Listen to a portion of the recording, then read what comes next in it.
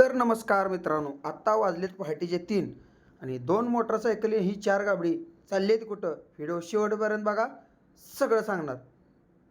2 लाईटी लावून कसं भाऊ बघते बा मग आम्हाला बी दिसू दे, असं नाही दिसणार.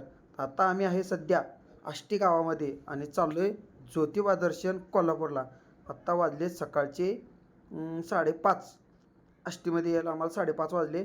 एक गाडी राहिली मागं, आम्ही त्यांचीच वाट बघत बसलोय आणि ती गाबडे आम्हाला इथंच सोडले आणि मोहर निघून गेली ते गपचूप दुसऱ्या वाटेने. त्यांना फोन लावला तर ते म्हणले या पुढं आहे आम्ही. थांबा म्हणलं आलो.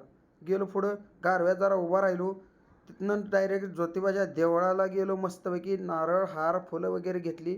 रांगेत उभा राहिलो आणि बघतो तर काय लय गर्दी. कारण आज झालं तर आपल्याला जायला लेट, कारण प्रत्येकाचा वेळेचा आपण जातो लवकर आणि गेले गेले आपल्याला चरण दर्शन भेटतं. बघा जिकडं बघल तिकडं माणसं, जिकडं बघल तिकडं माणसं. आणि आज पौर्णिमेला ग्रहण असल्यामुळे आम्हाला वाटलं माणसं कमी येतील, पण माणसं मात्र भरपूर आलेत बरं का. बघा सगळं फिरत फिरत ज्योतिर्लिंगाच्या गाभाऱ्यात चाललो आहे. दर्शन घेतलं, बाहेर आलो. कोंडामध्ये सगळं टाकलं ते आणि नंतर आपण चाललो आहे कामधेनूचं दर्शन घ्यायला. कामधेनू गाय आहे, त्या गायीला गायीच्या स्तनातून पंचगंगेचं पाणी येतं, त्याला आपण अमृत असं समजतो.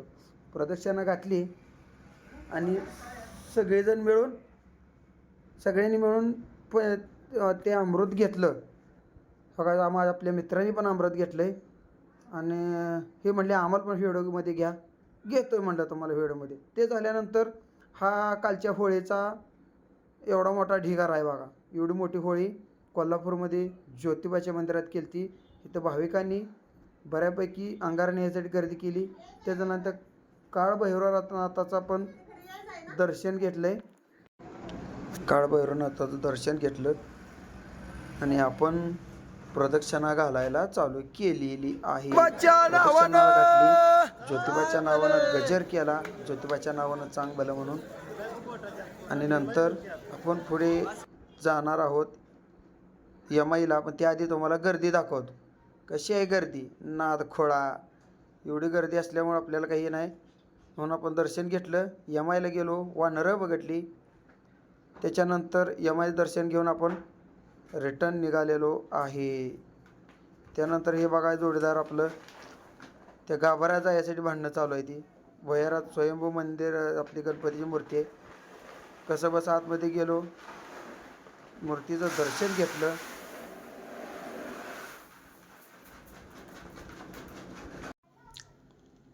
आणि दर्शन घेतलं.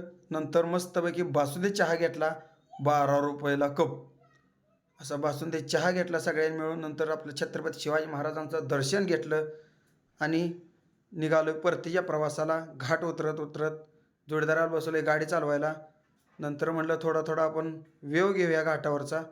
थोडा वेव घेतला आणि या कोल्हापूर भागात वैरण साठवायची एक पद्धत आहे. पुढे गेल्यानंतर तुम्हाला दिसलंच, ती गवताच्या अशा गंजी लावून ठेवतात.